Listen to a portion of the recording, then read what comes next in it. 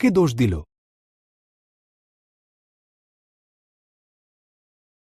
ঈশ্বর বললেন, সাপ, তুমি বুকে ভর দিয়ে চলবে।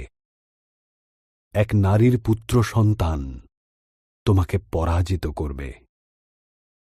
হবা, তুমি কষ্টের সাথে সন্তানের জন্ম দেবে।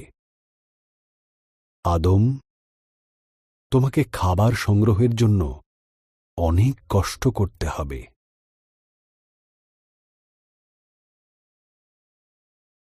এরপর ঈশ্বর আদম এবং হবার জন্য পোশাক তৈরি করে তাদের পরালেন আর বাগান থেকে বের করে দিলেন।